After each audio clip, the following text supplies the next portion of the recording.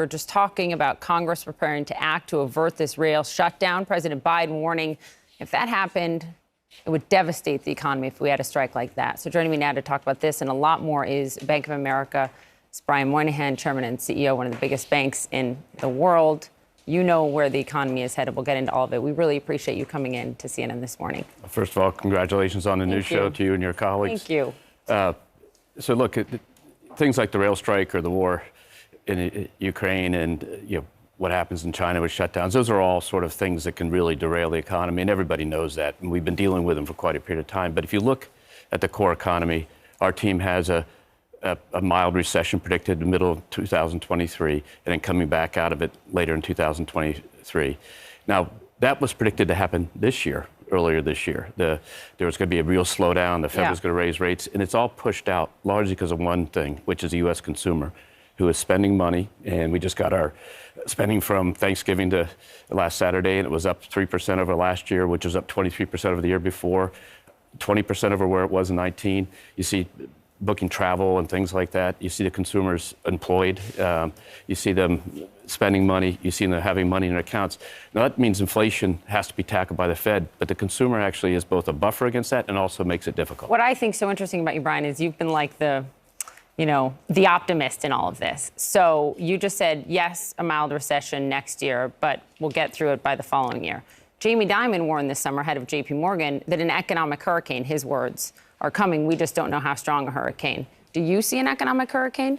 Well, the hurricane season's now closed, so if having a house in the Carolinas, I'm used to dealing with that. But, in the end of the day, the belief was if any of those horribles came together, you could have really a different outcome than the Fed tightening. And the Fed is tightening in an unprecedented way because we have an unprecedented inflation, 40, 50-year-long inflation. So where does that affect first? Housing. Obviously, that's changed dramatically. But rent increases are only coming through now. So in the end of the day, the consumer is held in well. And at the end of the day, the consumer stays reasonably strong because they're employed. So I'm hearing no economic hurricane from Brian Moynihan. Am I right? A mild recession. Okay. A mild recession. Okay. So let's tick through all those things. Housing matters to everyone. It is much more expensive to buy a house now because of mortgage rates. And your own research at Bank of America shows how much rents have increased. So people feel like they're out of hope. When is it going to get better for housing for Americans? Well, so this is the toughest thing because you have to slow down the economy. You have to slow down inflation. And the way you do that's raising interest rates. The Fed wants us to buy fewer homes. That's exactly right. And so what is the intended outcome of their policies doesn't feel good when you're trying to buy a home, if you're a young family trying to buy your first home, whatever. So that'll straighten out. Now, you have to sort housing into two pieces. One is the people who have mortgages that are outstanding, locked in below 5%, 4%, 3%, 90% below 5%. 80% below 4, 50% below 3. They're locked in for 30 years. Yeah, but other folks. But when you go to buy a house, you're feeling that effect. And that's slowed down dramatically, and that's why the home builders and others. But that's the intended outcome. What will happen is, as we see inflation slow down, and you're seeing the rate of growth of inflation slow down, still inflation, you'll see rates come back down to more the target rate, and you'll see the adjustments come through. And that'll happen. That'll take almost 2 years. 2 years of pain for people trying to rent or buy a house. 2 years of slower activity. Yeah. Now, the rental side of that is the key. And that's rents have increased, and you're seeing rents have increased and already starting to decrease in some cities around the country. But that's where you have to be more concerned because half the people in America pay rent. They don't own their home. Yeah. And that is where it's affected. That's still ahead of us. And millions of them have a lot of outstanding credit card debt. And can you just help us understand why credit card interest rates are at a record high now? I understand the Fed's raising rates, but the Fed funds target rate compared to APR seems extreme. Yeah. And I know there's not collateral to back credit cards, but do they really need to be that high? Well, the reality is a third of our credit cards pay off every month. They don't even pay interest, right? So we give you the money for 30 days later, 45 days later, you pay us. It's two-thirds of Americans don't. And then the ones that do, the rate structure is far lower than the stated rate structure just because of all the different things that have gone on. So, look, those rates adjust with the market. They'll come back down with the market. They were low for a long time. But the reality is that the good news is for America is the delinquencies on credit cards are low. They are much lower than they were in 19, which is very good credit times for banking system. So our job is to actually help our customers continue to prosper and live. And the key thing is, remember, unemployment's at 3.6, mid-threes. Right. The worst projections to get to fives were where it was, in the 17, 18 range. You met with President Biden, I think it was in July, at the White House. I wonder how presidents get a lot of credit when the economy does well and all the blame when it does poorly. How do you think he's handling this economy?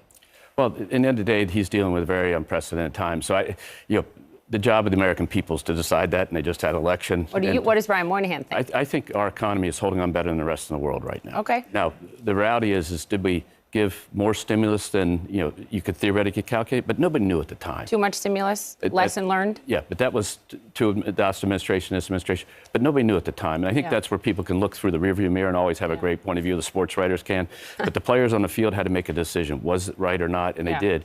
Now we have to adjust to that decision. That's where you're seeing the Fed tighten quickly. I want to talk about what's going on with workers. You employ so many people at Bank of America. You have led on wages, increasing wages now to $22 an hour at the bottom. They're going to be $25 an hour by 2025. But real wages are down for folks because of inflation. And something's going on with workers. I was home in Minnesota this weekend. Coffee shops were closed. They couldn't find workers. Restaurants can't find enough workers. We're seeing unionization at companies that never saw it before. Starbucks, Amazon, news outlets like BuzzFeed. What is happening with the American worker? Well, the labor markets got very tight, so the dynamics shifted. That with the kind of employment levels we had, claims for unemployment still are bumping along at very low levels, levels that haven't been seen since the numbers of workers are like 25% lower. So, the labor market's very tight, and so the negotiation power moves around, right? I mean, that's what happens. The quit rates got way high. What you're seeing that now is mitigate, which is actually good from the Fed perspective in terms of the economy, but you're seeing that mitigate. Now, how do we think about that? Yeah. Our job is to provide an ability for an 18-year-old to join our company and to be here their entire career and get themselves educated and trained with us. And you do that all day. I just celebrated a 50, 55, 60, 65, and a 75-year employee the other day. So think of 75, do some math, and think that the person started as 18 and went to college. That's what great employers do. And so our turnover rate moved up like everybody else has already moved back down. My guess is by early next year, we'll be back in line where it was in 19, which is good. But that takes employers really saying, how do I holistically help a person develop a career? Like you guys gave money, a lot of it, to employees to pay for childcare during the pandemic when you asked them to come back. I want to talk about China.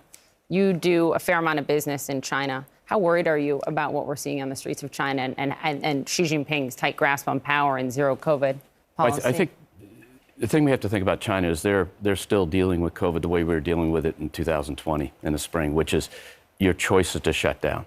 And that is very disruptive to the supply chain, the internal economy. We've dropped our projections in the company down to 3% GDP growth for economy that generally always grew at 5 to 6. So it's affecting their economy, and it's affecting the worldwide economy. The shortages, Don talked about the railroads and not having shortages. If we don't have the goods, we can't ship them. And that supply chain is still not evened out. And that is somewhat good news in that stuff still is bought and has to get through the system. But it's bad news because it'll slow people's purchasing down because they don't think they can get something. And that's kind of the issue in China. So leave aside the healthcare struggle and the human struggle, which is horrible. But the reality is, from an economic perspective, their shutting down is causing the world disruption.